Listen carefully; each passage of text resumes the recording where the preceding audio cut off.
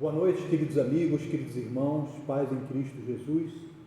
Possamos todos sermos bem-vindos a esta casa de amor e luz, que é o Grupo Espírita Joana d'Arc. É com muita alegria que estamos novamente para mais um estudo, que é um dos melhores tratamentos que a Casa Espírita oferece, que é o conhecimento da verdade. Então, que possamos abrir essa reunião de hoje de estudo do Livro dos Espíritos, gratos, irmanados em sentimento e pensamento sempre, e vibrando para esse momento pandêmico, para tantas vidas que se foram devido à pandemia, e também para os nossos irmãos de Petrópolis, para essa tragédia que aconteceu na Serra, por todas essas pessoas desabrigadas, por todos esses que perderam seus entes amados, e por esses que deixaram o corpo e que agora encontram-se no plano espiritual. Bom, vamos iniciar então a nossa reunião da noite de hoje, e nós vamos lembrando que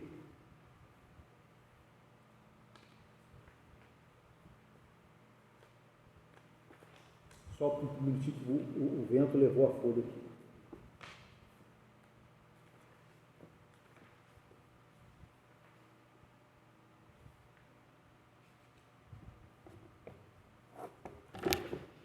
Então nós vamos abrir a nossa reunião fazendo a leitura de uma página de um livro psicografado por Francisco Cândido Xavier, As Mãos Inesquecíveis, a mediunidade inigualável de um grande médium que foi Chico Xavier, ditado pelo seu protetor espiritual, seu guia, Emmanuel.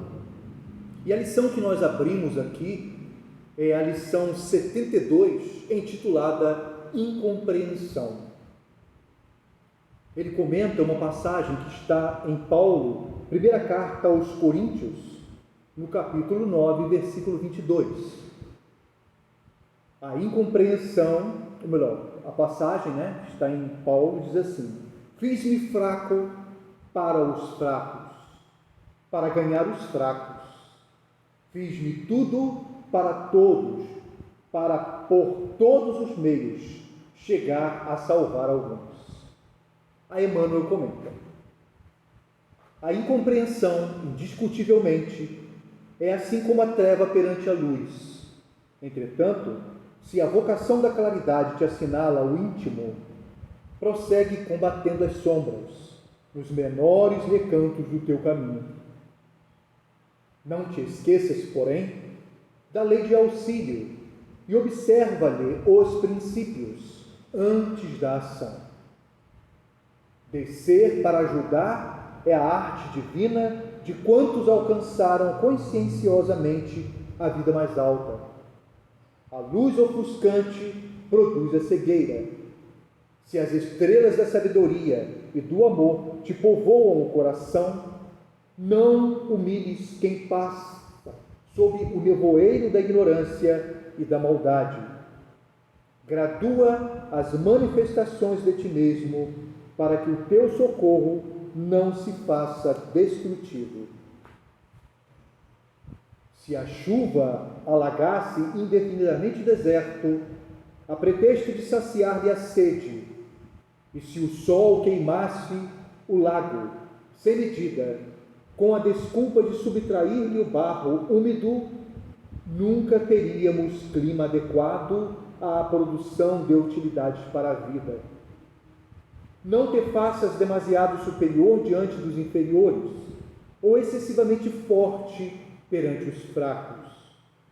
Das escolas não se ausentam todos os aprendizes, habilitados em massa, e sim alguns poucos a cada ano.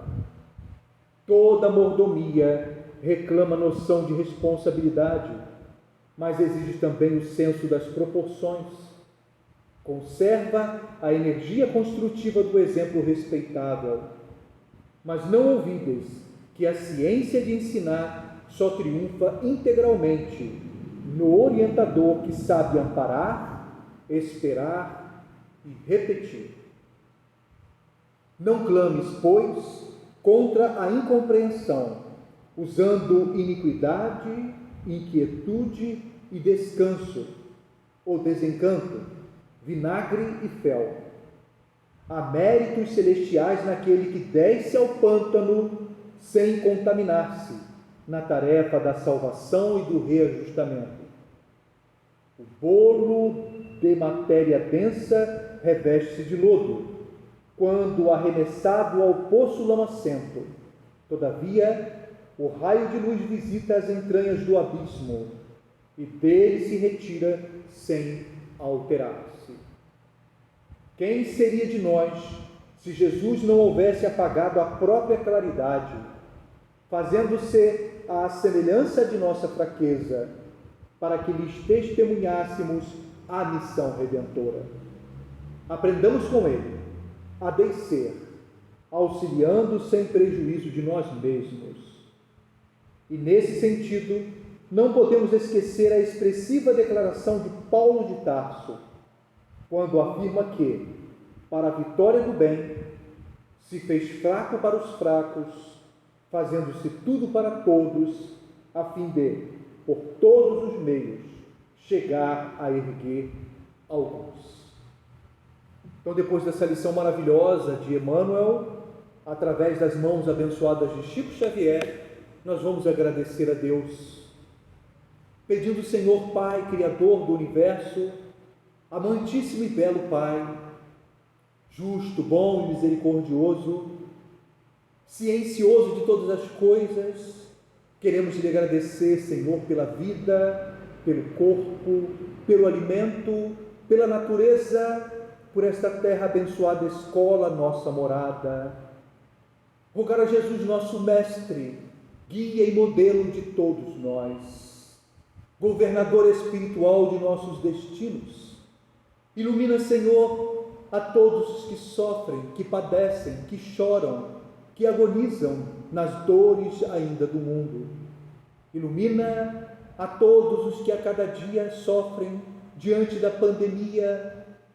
Envolva os nossos irmãos em Petrópolis, a todos aqueles que estão desabrigados, desalojados, a todos os que perderam seus entes amados, e a todos esses entes amados que agora, como espíritos, voltam à pátria espiritual, que sejam acolhidos, amparados, iluminados.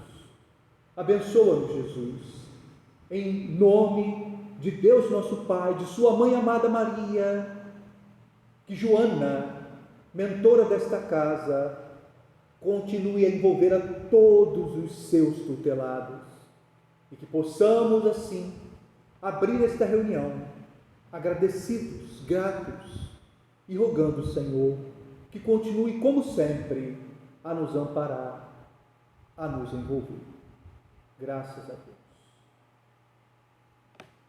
Bom, queridos amigos, queridos irmãos, vamos então iniciar o estudo desta obra maravilhosa, a primeira obra base da doutrina espírita, das obras que a compõem o Livro dos Espíritos, a obra inicial.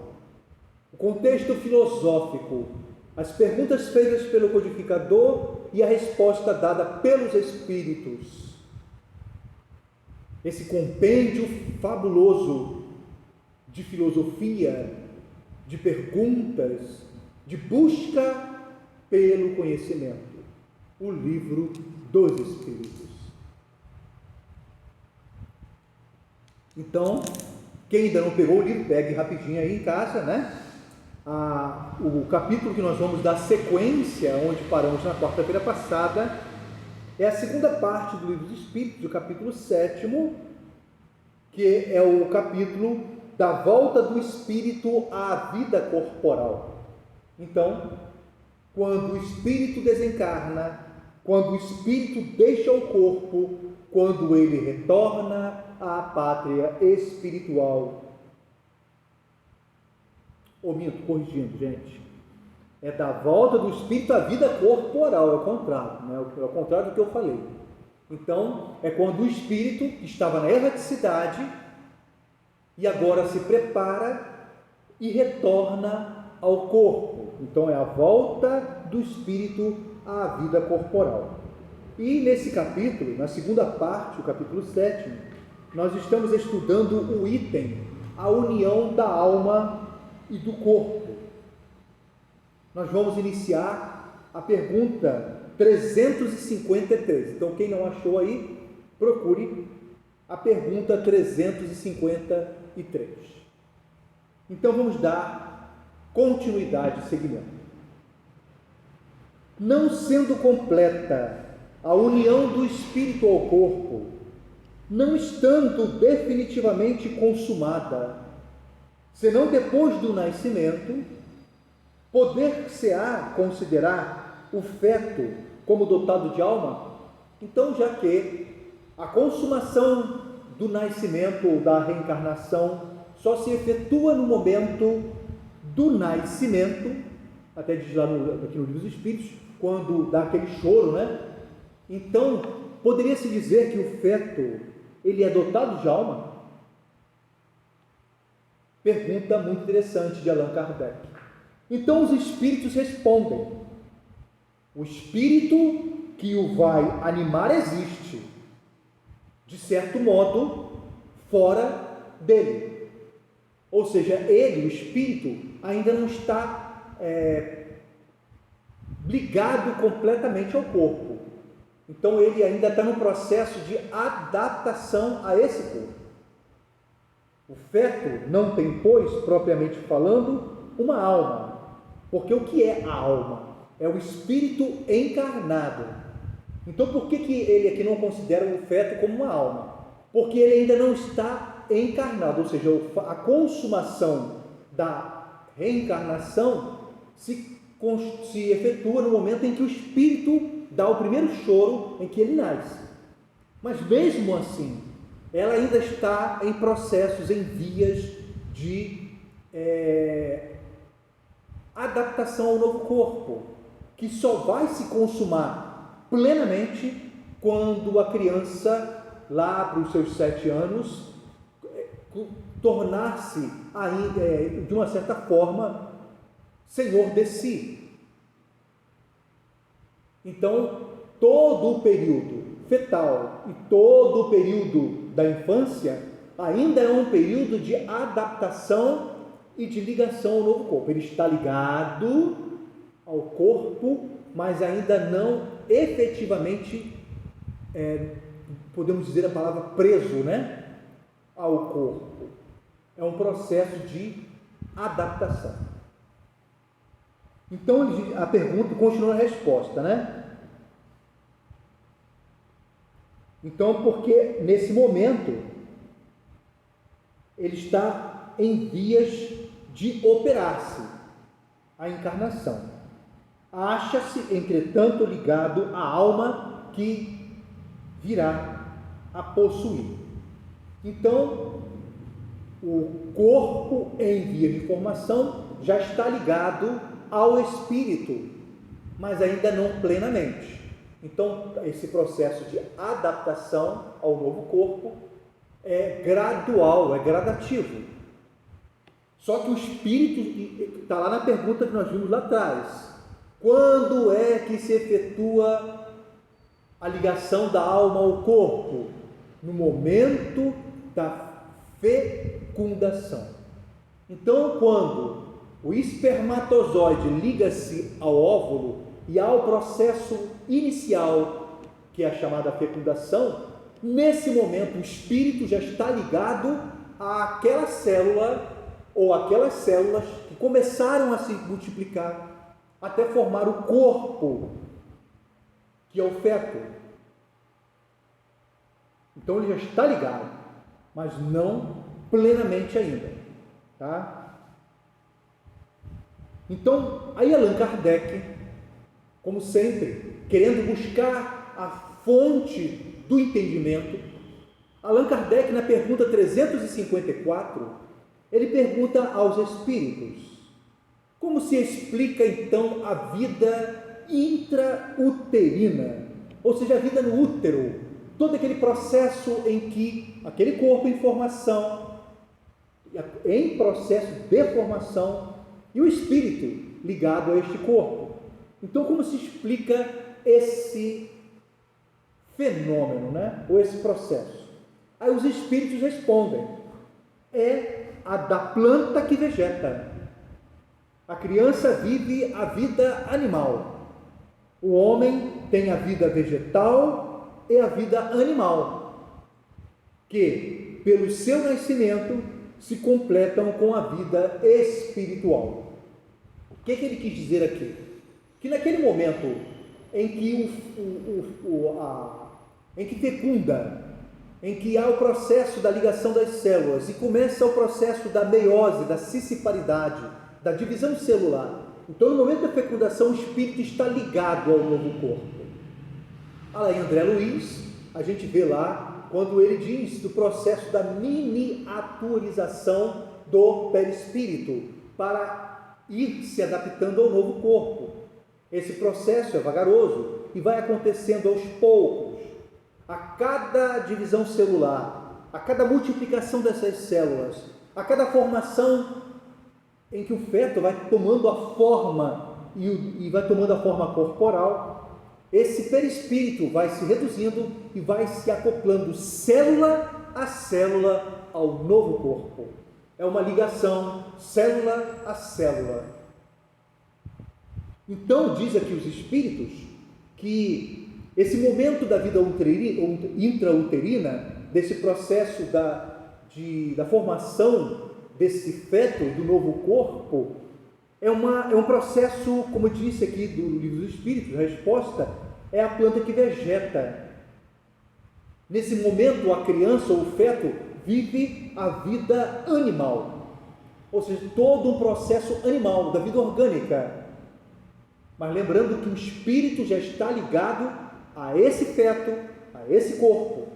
Então o homem tem a vida vegetal e a vida animal. Por isso que os cientistas, por isso que a biologia considera o homem um animal racional, porque nós ainda somos parte da vida do reino animal, fazemos parte da natureza, e a nossa natureza é animal, né? Por isso que ele disse, a vida vegetal e a vida animal.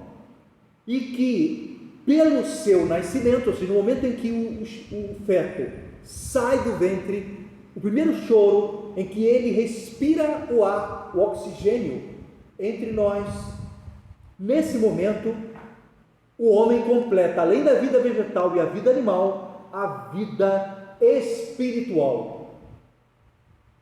Então, a vida vegetal, a vida animal e agora a vida espiritual.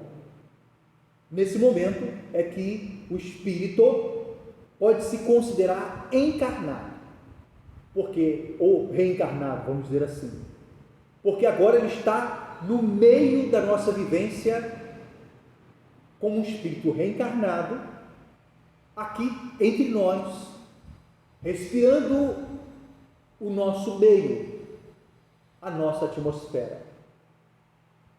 Na pergunta 355, Allan Kardec pergunta aos espíritos: há, de fato, como indica a ciência, crianças que já no seio materno não são vitais? Ou seja, crianças que não têm a vida. Com que fim isso ocorre? Ou seja, se existe, com que fim isso ocorre? Os espíritos respondem: frequentemente isso se dá e Deus o permite como prova, quer para os pais do nascituro, quer para o espírito designado a tomar o lugar entre os vivos. Então, aqueles espíritos que podemos considerar como os chamados do natimortos, ou até mesmo aqueles que nascem e morrem recém, os natimortos, ou aqueles que morrem no ventre, como acontece em muitos casos, ou como disse a pergunta aqui, aqueles que se formam, mas sem a vida. Diz aqui que pode ser, na maioria dos casos, prova para os pais, ou até mesmo para o espírito, que muitas das vezes, até mesmo implorando para renascer, e ele não consegue devido a esse corpo em má formação, ou no processo de má formação, e que o corpo não vinga, ou que não vive como disse aqui, que não são vitais. Então, relembrando, provas e expiações para os pais, em alguns casos para o próprio espírito.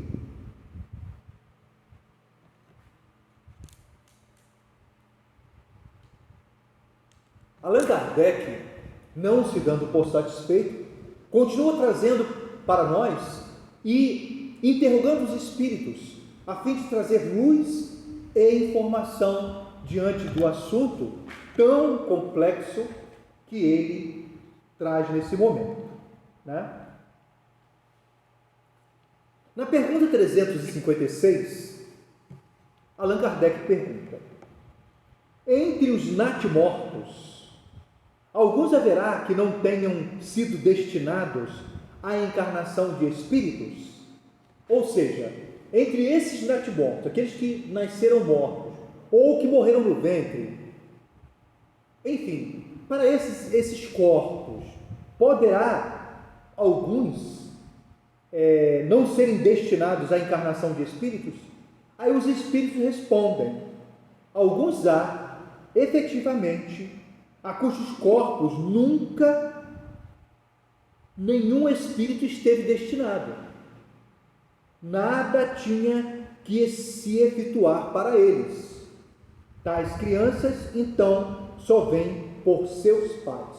Ou seja, aquele corpo que não tinha vida, ou corpo, como disse aqui, que não eram vitais, esse natimorto, muitas das vezes não havia, como disse aqui, espíritos destinados à reencarnação, ou não havia espírito nenhum ligado àquele corpo.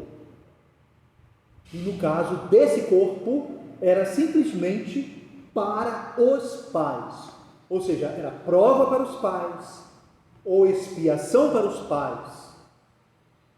E se não tinha o espírito ali ligado àquele feto, àquele corpo, então não tinha nenhum espírito passando por um processo de prova ou expiação para ele.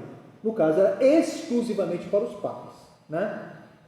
Allan Kardec, não satisfeito, querendo ainda trazer mais luz a esse assunto, ele faz a pergunta 356A. Pode chegar a termo de nascimento um ser dessa natureza, ou seja, um feto, um corpo, que não é considerado vital, como disse aqui, ou seja, que não tem nenhum espírito destinado a esse corpo, que não tem nenhum espírito ligado a ele. Ele pode chegar a nascer? É isso que Allan Kardec pergunta na 356A.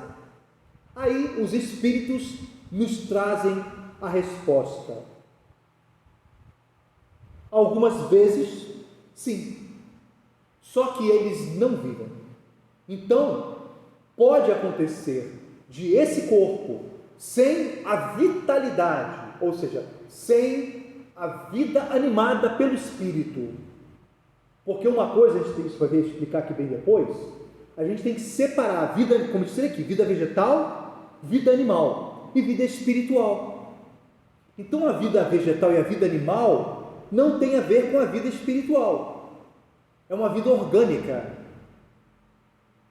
É uma vida animal, do corpo. Só que, como não tem o espírito ligado, porque quem anima o corpo é o espírito, e quem dá a sequência e que anima o corpo e alimenta o processo de vitalidade é o espírito. E se ele não está ligado, isso não terá uma continuidade. Pode até nascer, só que, como disse aqui, ele não vive. É um processo rápido. Aí Allan Kardec, tendo essa resposta em mãos, ele ainda traz a pergunta 356B, para deixar bem claro e trazer a informação para todos nós. Aí Allan Kardec pergunta: segue-se daí que toda criança que vive após o seu nascimento tem forçosamente encarnado em si um espírito? Então, toda criança que nasce, que vive, após o seu nascimento, tem um espírito ligado ali, aí os espíritos respondem: que seria ela se assim não acontecesse? Não seria um ser humano. Então, se o espírito não está ligado ao corpo e nasce sem o espírito ligado ao corpo, relembrando, ele não vinga, ele não dura muito tempo, porque o espírito é que anima o corpo e que mantém a vida.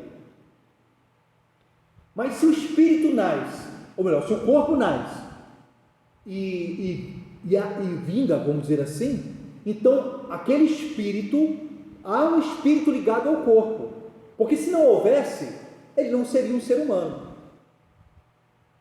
Então, para que o corpo viva, tem de ter o espírito ligado a esse corpo, porque o corpo foi formado pela união homem e mulher, pela união gameta masculino e feminino, com o objetivo de propiciar a volta do espírito ao corpo, como é o capítulo que nós estamos estudando. Esse é o objetivo da reencarnação. Então, se a criança nasce, se ela sobrevive, se ela vive, o espírito está ligado. Um outro assunto muito polêmico e muito interessante também é das crianças que nascem com anencefalia.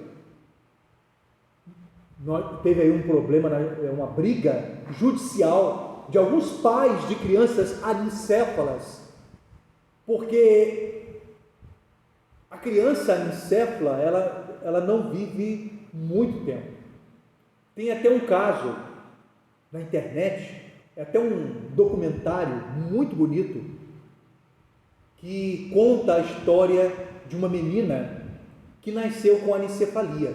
E os pais foram em Brasília, foram lá no Supremo Tribunal Federal, brigar na justiça, junto ao Congresso e ao Senado, para defender a continuidade da vida por quanto tempo fosse da sua filha. E o vídeo é emocionante, porque aquela criança anencéfala, ou seja, o que é anencefalia? Que nasce sem o cérebro, ou nasce só com uma parte do cérebro, ou com um pedaço só. E a criança respondia aos impulsos, ao carinho, ao afeto dos pais. Porque o espírito, segundo nos diz o livro dos espíritos, o espírito está ligado a esse corpo. Não vai vingar, não vai durar muito tempo, mas o espírito está ligado a este corpo. E normalmente, esse processo de anencefalia é um processo de provas e expiações para os pais, mas também é um processo expiatório para aquele espírito que usa aquele corpo durante um período curto de tempo, num processo completista, onde ele tem que completar aquele tempo. Então, como nos diz aqui o livro dos Espíritos, Deus faz tudo da maneira correta. As suas leis soberanas e sábias são puras, incorruptíveis. Nós é que complicamos e corrompemos as leis dos homens, só que as leis de Deus jamais se corrompem. Por isso que Deus, em sua imensa bondade e misericórdia, através do processo da volta do espírito ao corpo, na lei da reencarnação, só nos dá oportunidades, porque a lei de Deus é a lei das oportunidades, sempre abrindo as portas a todos nós.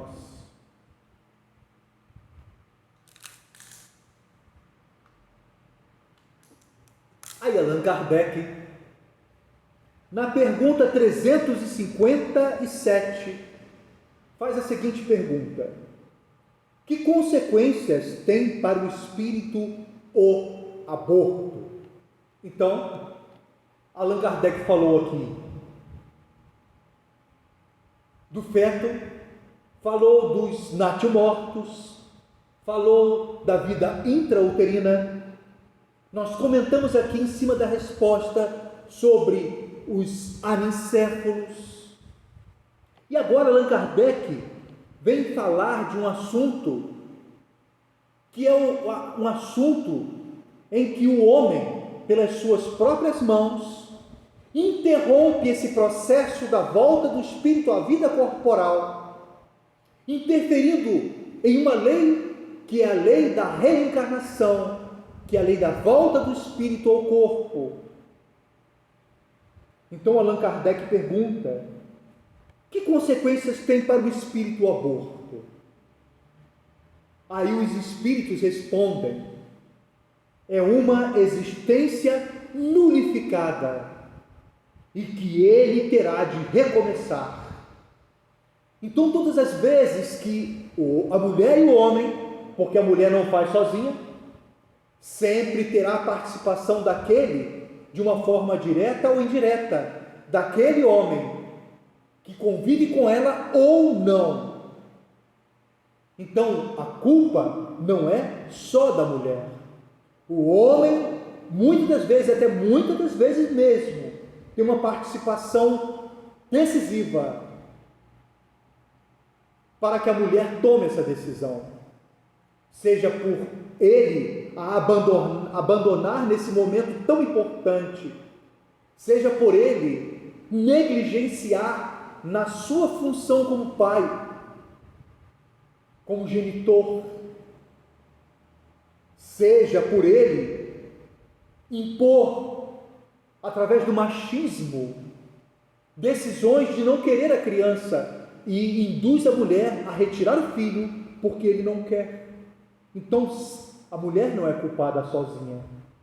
Então, quais são as consequências? Uma existência nulificada.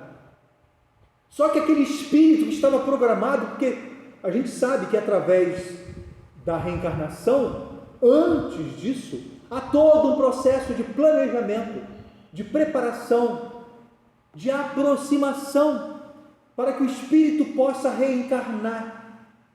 Então, quando a mulher e o homem tomam a decisão de cometer o aborto, porque o aborto é um crime, estamos matando aquele corpo que o espírito, muitas das vezes até num processo de longos anos, de preparação, de reconciliação, de perdão, de reaproximação, até que ele aceite voltar, até que os pais aceitam recebê-lo.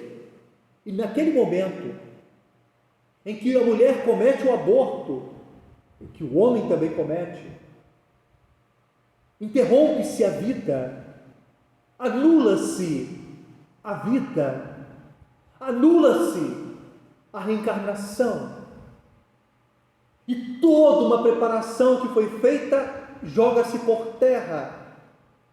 Só que, como dizem os espíritos aqui, só que o espírito terá de recomeçar. Então ele terá de voltar, mais cedo ou mais tarde. Só que naquele momento em que cometeu-se o aborto, infringiu-se as leis de Deus, infringiu-se as leis da vida, e aquele que infringe as leis terá que responder a essas leis. Como disse Jesus, não cai um fio de um cabelo, uma folha de uma árvore, sem que Deus não saiba. Então, toda infração à lei, seja mínima ou de grande porte, todos teremos que responder.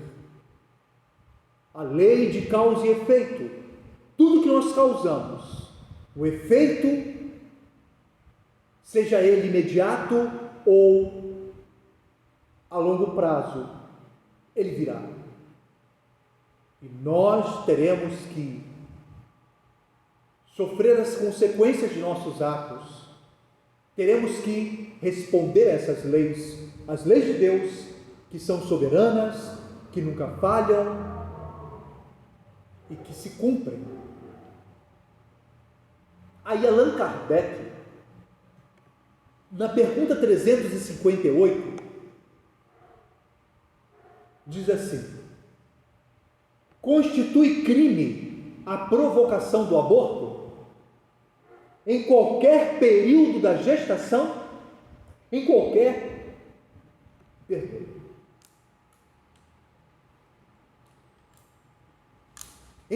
período da gestação, constitui-se crime a provocação do aborto? Aí os espíritos respondem: há crime sempre que transgredis a lei de Deus. Uma mãe, ou quem quer que seja, porque eu falei que o pai também cometeu o crime. Então a mãe, ou quem quer que seja, ou seja, o médico que comete o aborto, aquela parteira ou a aborteira, né, que comete o aborto, não importa quem seja, todos cometerão crime sempre que tirarem a vida a uma criança antes do seu nascimento, pois isso impede uma alma de passar pelas provas a que serviria de instrumento o corpo que se estava formando. Então, a mãe, o pai, a aborteira, o médico, seja quem for, quem participou desse processo, cometeu um crime, infringiu as leis soberanas de Deus. Porque naquele momento, nós interrompemos uma programação, um planejamento. Nós tiramos a vida. A diferença da criança, do feto, para eu, Cláudio, é que hoje eu estou aqui formado. Mas quando eu estava lá no ventre de minha mãe, eu era o Cláudio. Eu tinha até o nome já, porque minha mãe já havia escolhido o meu nome. Mas eu estava só no processo de formação. Eu já estava ligado ao corpo. Eu já existia. E naquele momento em que tiraram a vida ali, também houve um assassinato. Então, se alguém me matar agora, ou me matasse no ventre, houve um assassinato, um crime. Então, o aborto é crime.